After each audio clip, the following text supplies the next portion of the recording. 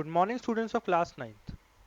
Yesterday, in our live meeting on the Google, we have done some of the topics, right? And now we are going to discuss about the Central Highland and the Deccan Plateau, right?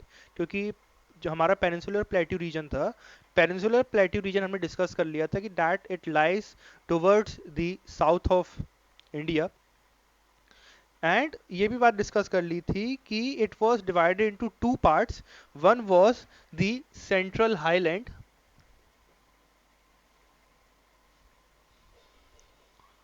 And the other one was your Deccan plateau. ठीक है, पहला जो है हमारा central highland था और दूसरा क्या था, डेक्कन प्लेट्यू था. तो हम आज के वीडियो में डिस्कस करने वाले हैं about the central highlands and the Deccan plateaus, that what are the characteristic features of central highlands and what are the features of your Deccan plateau, right? तो सबसे पहले बात करते हैं सेंट्रल हाईलैंड्स की कि सेंट्रल हाईलैंड्स क्या है और उनमें काम जो है हमारा कैसे होता है या फिर उनके अंदर क्या क्या फीचर्स हैं. उनके काम तो नहीं होता है, बेसिकली फीचर्स क्या हैं उनके. Let us discuss that. The central highland is the part of the peninsular plateau that lies to the north of the Narmada river and covers a major area of the Malwa plateau, right? हमारा जो Deccan plateau है, जो central highland का जो reason है, वो जो है लाई करता है towards the north of the Narmada river and covers a major area of the Malwa plateau, right? मींस हमारा जो नर्मदा रिवर है बेसिकली वो गुजरात का जो एरिया है, ये गुजरात का एरिया आपने देखा होगा, एक जो है लायन के फेस जैसा लगता है, राइट? तो जो गुजरात का एरिया है उस वहां पर एक रिवर फ्लो करती है जो है हमारी नर्मदा रिवर, और नर्मदा रिवर वहीं से अरेबियन सी के अंदर फॉल करती है, right? And the central highlands lie to the north of the Narmada river. अगर नर्मदा रिवर है तो नर्मदा रिवर के नॉर्थ में हमारे ये वाले सेंट्रल हाईलैंड्स जो है सिचुएटेड है. It has the Vindhya range in the south and the Aravalli in the north west, right? जो हमारा सेंट्रल हाईलैंड है इसके नॉर्थ वेस्ट में क्या है, नॉर्थ वेस्ट में है हमारी अरावली हिल्स. अरावली हिल्स का हमने ऑनलाइन क्लासेस में भी डिस्कशन किया था, लाइव क्लासेस में, कि अरावली हिल्स का क्या पर्पस है या फिर उनकी वजह से ही हमारे जो राजस्थान का एरिया है, राजस्थान के एरिया के अंदर रेनफॉल नहीं हो पाती है, राइट? नॉर्थ वेस्ट में अरावली हिल्स है सेंट्रल हाईलैंड के, and towards the north east and towards the south it have the Vindhya range, right? Towards the south of the central highland we have the Vindhya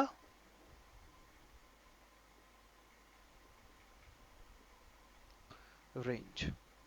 ठीक है, ये हमारे basically parts हैं, Aravalli hills और हमारे Vindhya range. एक हमारे साउथ की तरफ है, एक है हमारे नॉर्थ की तरफ, right? The river flow out of this plateau towards the northeast into the northern plains in the Gangetic section, right? यहाँ से जो रिवर्स फ्लो होती हैं, मींस रिवर्स यहाँ से जो है जाती हैं हमारे गंगा के रीजन में, क्योंकि ये प्लेट्यू है, एक टेबल टॉप है, राइट? प्लेट्यू मैंने पहले ही बताया था एक टेबल टॉप रीजन होता है. सो ये टेबल टॉप है, तो टेबल टॉप से हमारे जो है गंगा के रीजन के अंदर यहाँ से रिवर्स फ्लो होती हैं, right? They form tributaries of the Ganga river. The major rivers in this region are Chambal, Betwa and Son, right? So जो basic हमारी जो rivers हैं उनके भी आपके names याद करना आपके लिए important है. So the rivers in central highland region are Chambal, एक river का नाम है Chambal, Betwa and Son, right? So these are the name of the rivers. The central highlands are narrower in the east and wider in the west. हमारे east में जैसे हम directions बनाते हैं, so it is our north, south, it is our west side and it is east, right? So इनका region कैसा है, इनका फीचर कैसा है, इनका जो है दिखने में ही कैसे हैं कि ईस्ट की तरफ ये क्या है, नैरो है, राइट। ईस्ट की तरफ, towards the east they are narrow, and towards the west, when you will move towards the west, they will keep on becoming wider and wider, right? They are wide towards the west. Okay.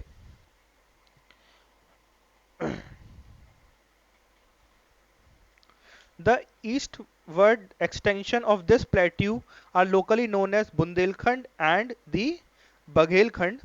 The Chota Nagpur plateau is the further eastward extension drained by river Damodar, right? छोटा Nagpur plateau इसका अलग extension है, but वो इतना important नहीं है। Important यही features हैं that towards the north, right, towards the northwest lies the Aravali hills, towards the south lies the Vindhya range. Rivers जो इसके अंदर हैं वो है Chambal, Betwa and Son, right? It is not Sun river, it is Son river. Okay. Towards the east we have a narrow area, and when we move towards the west the area becomes wider and wider, right? So ये हमारे कुछ features थे about the central highlands, right? Next, moving forward, let us discuss about the Deccan Plateau. Deccan Plateau कैसा है? The Deccan Plateau is a triangular landmass that lies to the south of the river Narmada. The Satpura range, along with other similar smaller ranges, namely Mahadev, Maikal, Kaimur form part of this plateau, right. ये हमारे Deccan plateau का reason है। Deccan plateau को थोड़ा और discuss करते हैं about the Deccan plateau region. देखिए,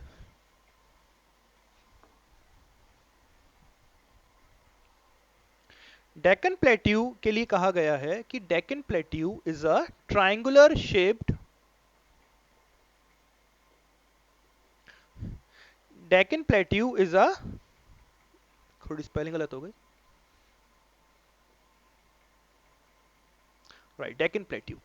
Deccan Plateau is a triangular shaped tabletop, right? Triangular shaped tabletop है, triangular shaped plateau है, to the south of the river Narmada, right? It is towards the south of river Narmada.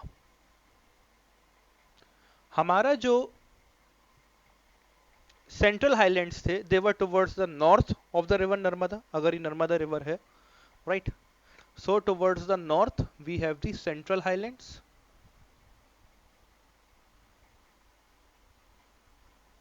and towards the south, means the downward direction, we have these Deccan plateaus, right? The Satpura range, along with other smaller ranges, namely Mahadev, Maikal, and Kaimur, form part of this plateau. The Deccan plateau rises sharply and is higher in west but slopes down gently eastwards, right? हमने जब उसकी बात करी थी the central highlands की, central highlands की हम लोगों ने बात करी थी that towards the west it is narrower, and as we move towards the east it becomes wider. On the other hand, Deccan Plateau के अंदर क्या है, that the Deccan Plateau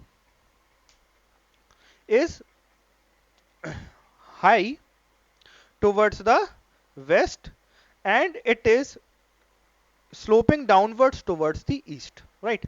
वहां पे narrow और wide की बात थी, यहां पे क्या है, it is high in the west side and it is downward sloping towards the east side, right. Means जैसे जैसे आप प्लेट्यू के वेस्ट से ईस्ट की तरफ बढ़ते जाएंगे it will be downward sloping, right.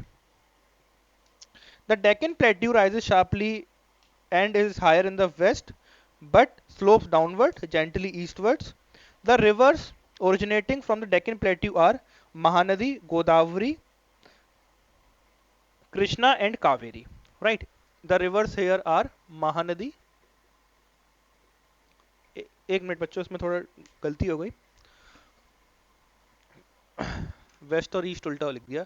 Waste की तरफ हाई है and as it moves towards the east it becomes sloping downwards, right. East direction ये है, वेस्ट और ईस्ट थोड़ा गलत लिख दिया, वेस्ट हमारा इस साइड होता है एंड दिस इज ईस्ट।